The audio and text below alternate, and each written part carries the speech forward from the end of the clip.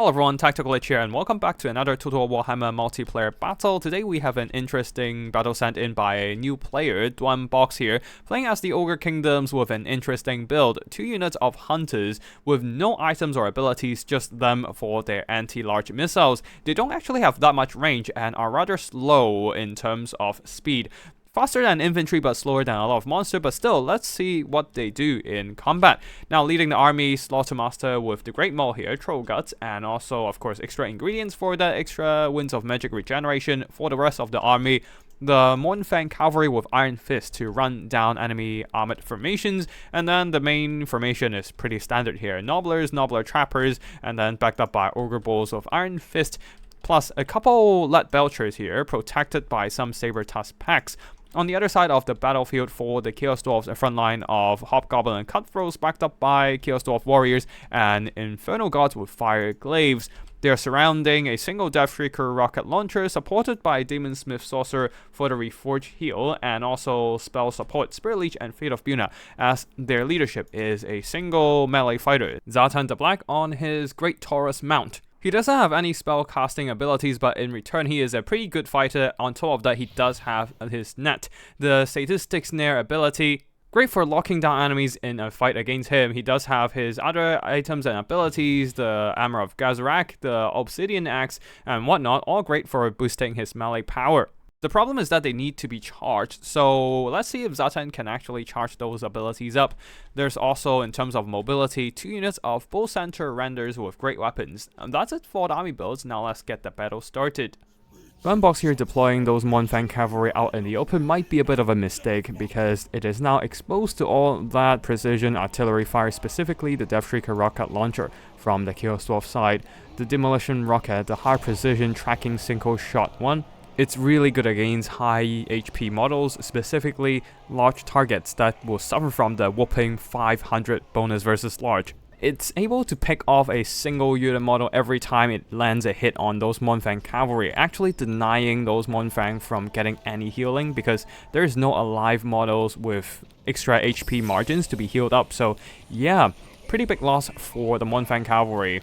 It is pretty much a one-shot, one-kill scenario. Box here continues to push up the Mournfang Cavalry. Might be a bit of a mistake. The better use of these guys might just be keep them in the forest, hide them away, as they do have hide in the forest. Push up the rest of the Ogre Kingdom's army and capture the attention of the Deathshrieker rocket launcher. And then when you manage to silence or drag that Deathshrieker rocket launcher into melee, then you can safely push out the Mournfang Cavalry to charge enemy formations. But alas, seems like the Mournfang Cavalry are just gonna stay out in the open and get picked off by the precision rocket fire.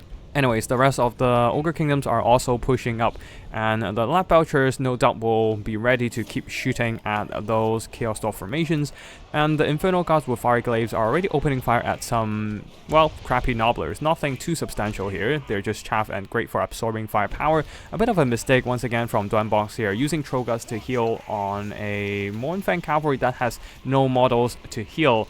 And you can see their HP isn't increasing despite the Troll Guts healing, because, well, again, there's just no injured units to heal for the unit. And the Troll Guts was mostly wasted. Now there is a spell coming, Fate of Buna, draining away the health of the Mournfang Cavalry. It is doing damage, but at least it is giving the Troll Guts spell a bit of a purpose, doing damage so the Troll Guts can heal it back up. At the same time, Lead Belchers are in range to fire, doing devastating damage to these Infernal Gods with Fire Glaives, combined with the charge of the Mournfang Cavalry pushing back these Infernal Gods. The Lead Belchers are then firing into the Chaos Dwarf Warriors, but at the same time, the Mournfang Cavalry with Iron Fist are taking substantial damage from the point-blank shots of these Fire Glaives. The Ogre Bulls are pushing up and trying to drag those enemy units into melee combat and bash down these Hobgoblin Cutthroats. And then more units of Nobblers and Ogre Bulls are flooding in. They probably won't be able to win out against the Fire Glaives, but at least they can keep them occupied and unable to fire, while the rest of the army, especially Lead Belchers, can pepper them down. But right now, seems like Zatan the Black, spotting those Lead Belchers at the back, decided to just dive bomb them and try to shut down these Ogre Bull anti-infantry firepower. Saber Tusk packs are coming in to screen and peel off the Chaos Dwarf Lord. Now, Zatan the Black doesn't exactly have the most powerful mount with only 60 armor, so even the Saber-Tusk packs can do some pretty good damage against them, as the Saber-Tusk pack has pretty good weapon strength at 70. On the far side there, Ogre Bulls and Nobblers are successfully pushing those Fire Glaives and the Deathraker rocket launchers, occupying them in melee combat, but at the same time, Hunters are returning to the back line here, ready to just chuck some shots on Zatan the Black. No doubt they have already thrown some shots onto Zatan, one of them already getting over 400 gold worth of damage value. Now they're resuming the fire because they do have anti-large bonus with their missiles. Every shot they land on Zatan the Black can actually do some pretty good work, putting a dent in his HP bar.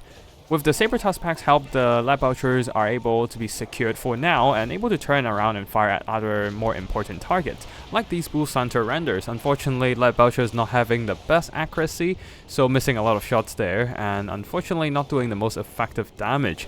While the Hunters here, they are turning their shots to the Bull Center Renders, as once again these are large targets. So the anti-large bonus of the Hunters will be very effective. Unfortunately, they seem to be aiming at the exact same models every time, since they're standing extremely close to each other, and there's a lot of damage overflow.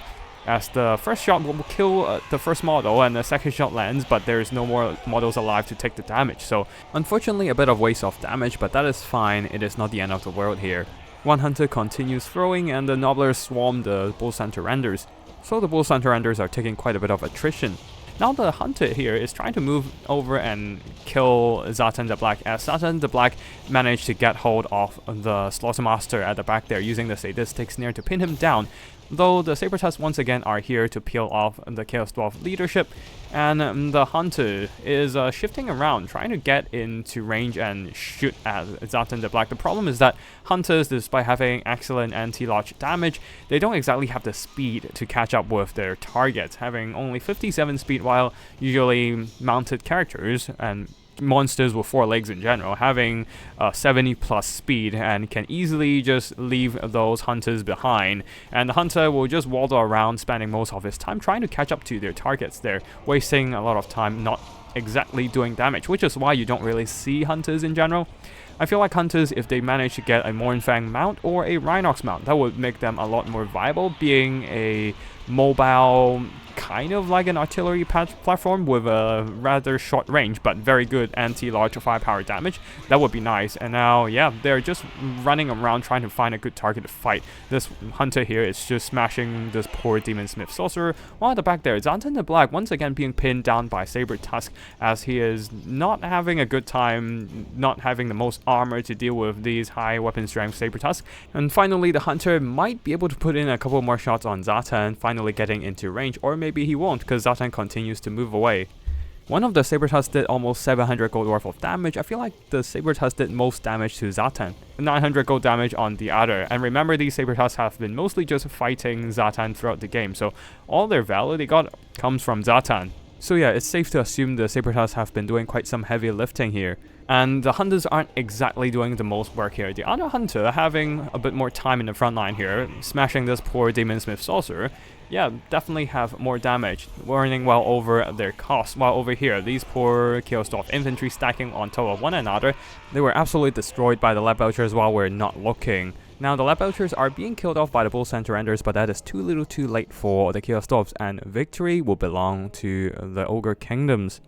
GG to both players, and now let's have a look at the army performances. Ogre Kingdoms, despite making some early mistakes with the Mournfang cavalry, still managed to overturn the battle, as one of the Hunters managed to do some good damage against Zatan and the Bull Center Renders, and smashing the poor Demon Smith Sorcerer in the end. The Saber-Tusk managed to surround and drag down Zatan the Black, and the Lead Belchers in the end there, blasting away at those 3 stacked up Chaos Dwarf elite infantry.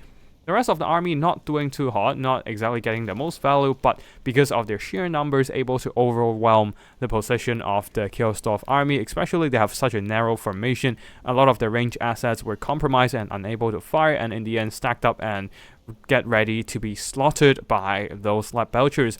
On the other side, the Chaos Dwarf army, Zatan the Black didn't exactly do the best here, while the Infernal Gods did some good damage. One of them did some good damage, the other not so much. Bull Center Renders, one of them also did some good damage, the other still also not too much. and the Death Shaker rocket launcher is not quite able to earn back its value due to the lack of efficient targets outside of the Mournfang cavalry. And yeah, that's it for today's battle. I hope you all enjoyed this bit of multiplayer action of Total War Warhammer. If you want to see more similar content, be sure to hit the like button of the video and subscribe to my channel. Thank you for watching, and I'll see you in the next one. Tactical Lich, signing out.